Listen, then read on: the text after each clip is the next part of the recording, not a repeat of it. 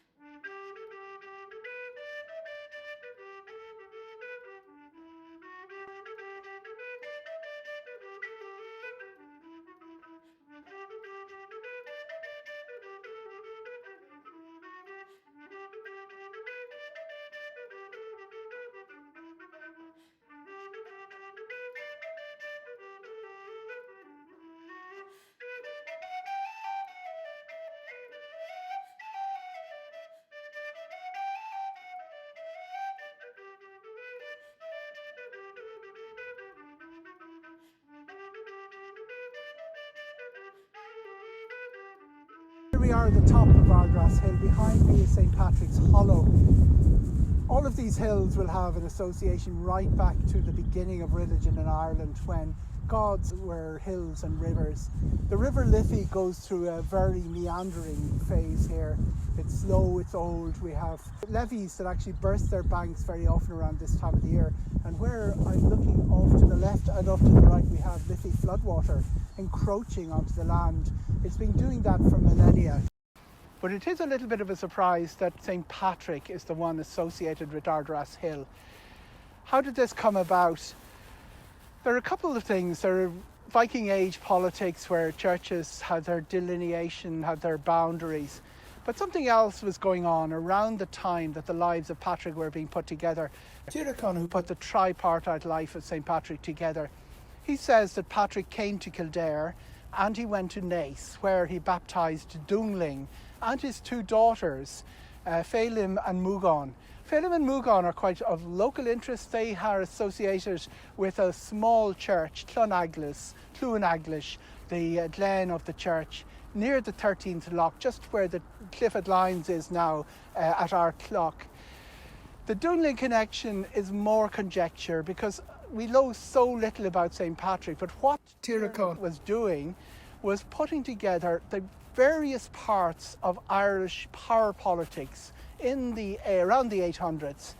And St. Patrick was put in a position where he baptised the High King Lyra in Tara and then went around to all the rival kingdoms. And Dungling would have been the founding father of a dynasty of kings of Leinster, which were based in Kildare for hundreds and hundreds of years and were at the height of their power when that was written. What did that mean? It meant that Ireland was coming under threat. The Vikings were raiding. They needed a great degree of unity. And political unity is one thing to achieve, but bringing this St. Patrick figure as the national apostle, the unifier of Ireland, the person who answered the call of the Irish to come back and convert them, that proved a very powerful political tool in bringing the different interests together. So instead of saying St. Patrick of Armagh is more powerful than Bridget of Kildare or Columkill of Donegal and Iona, says he came to all these places, he baptised the founding fathers of all these dynasties. That left a little bit of conjecture. Which leads us to another mystery, the church at Ardrass. The well and the hill are easier to explain than the church.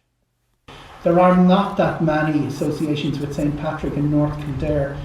One of the things that happened was when the invaders came after 1170, they started utilising their own saints, the most prominent of which locally would be St. Wulstan. An abbey was opened in Celbridge in the year that St. Wulstan was canonised, and the name stays to this day, the name of a girls' school and in certain GAA affiliations in the area. There was a tradition of pilgrimage to here until about the 1880s. Celbridge Historical Society revived that, and on St. Patrick's morning we'd all come in here We would light a candle. The youngest member of the party would be given the privilege of lighting the candle, and we'd sing a song by Zosimus, Patrick Was a Gentleman, a suitably irreverent tribute to St. Patrick from the 18th century. And then we would proceed to the hill climb, up to the top of Ardrass Hill, where St. Patrick's Hollow can be found to this day, and which has an association with the saint, which predates anything we find in the documentary evidence.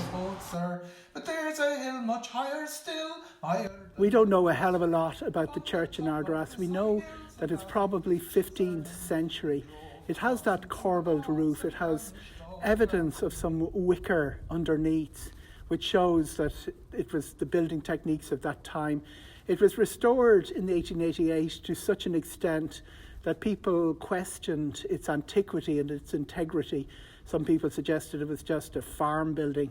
The politics of Viking Age Ireland also had an impact on church affairs, and when it came to sorting out the most important part of church affairs, the money, the dominion of St. Bridget, which is Kildare saint, and the dominion of St. Patrick, which is associated heavily with Armagh, they were delineated. A church of St. Bridget was built in Armagh, and was this, the church of St. Patrick, that was built close to St. Bridget's heartland in Kildare. And here we are at St. Patrick's Well in excellent condition, thanks to Shane, George and Mick here, who've been cleaning it up. Because otherwise, if the rain's come, it'll start to slide down, into the thing here. We got a massive job done on this last year, the year before. There you see it, where the natural drain was, they disrupted it. So then they put a duct across the road. They had to dig the road, they put a duct across where the stream goes out and down there. Yeah. Little collection of statues. There are a few votary items around the well, because this is a curative well. It had healing properties, was a place people came to get cures.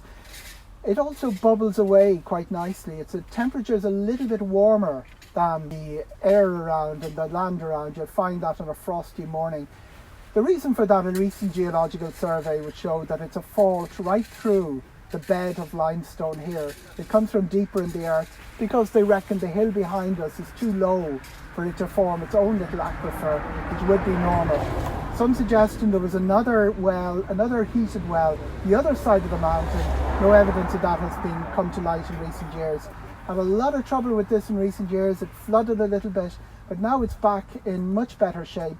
And that tradition of coming here on St. Patrick's morning has been revived. Hopefully we'll be back to doing that soon.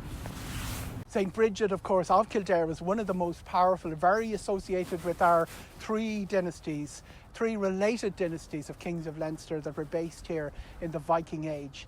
St. Patrick needed to have some sort of coalescence with her for the two interests to come together and to share. And even though St. Bridget theoretically was 100 years after St. Patrick, the later lives of St. Bridget had her contemporary with St. Patrick meeting him and sharing their wisdom, and then famously dividing the country between them. As for St. Patrick himself, the wonder is not that we know so little, that we know so much about him, because so little documentary evidence survived from that period, the 400s. The Roman Empire was imploding. It was probably one of the reasons Patrick was brought here in the first place and was enslaved. He wrote about 10,000 words that have survived, and they were survived in copies all over Europe. One was the letter to Cogitus. It's the St. Patrick of peace, the lover of peace, the wise man, very religious, above strife and squabble, and looking back to that simple faith. The second one is the basis of his biography. It talks about his capture, his period of captivity in Ireland, and then the call to return, to bring Christianity to Ireland. The problem with this document is it doesn't leave us with any place names. So we had a scramble to locate Patrick. Was it in Slemish? Very unlikely, but that's where folklore.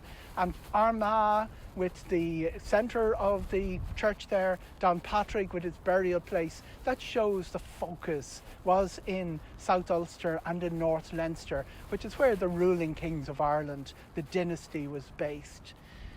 Everything else that comes out of that, the visitations to all the different kingdoms of Ireland to baptise, little to do with the saint himself, who's so spiritual. He's very, very accessible and very central to modern Celtic spirituality, the sort espoused by Dara Malloy or John O'Donoghue, that would really identify with the Patrick of the Confessio. The rest of it was all added as early as 200 years after his death, and still continued for 600 or 700 years. The mitre wasn't invented until 500 years after his death. Expelling the snakes, probably Padcar, a translation of Norse toad expeller. The whole thing of the shamrock didn't show up until the 1600s. It was put in his hand in 1624. It turned up in a Confederate coin. The notion that he used it to explain the Trinity, that was started in the 1700s. And the other thing that happened with St. Patrick was he was appropriated largely by a Kildare dynasty, the Fitzgeralds, the red saltire, which ended up as part of the Union flag, the Union Jack. That was a Fitzgerald flag for St. Patrick, the Order of St. Patrick, the friendly knot of St. Patrick. All of that created a great gathering of force behind the saint in the 1700s. The legacy of that, growing up to the end of the last century, presented you with this wonderful figure. He was sort of a Santa Claus figure, standing on the snakes, holding the shamrock in his hand. Superman, putting his staff through the foot of the High King of Ireland when he baptised him. All wonderful, very, very interesting.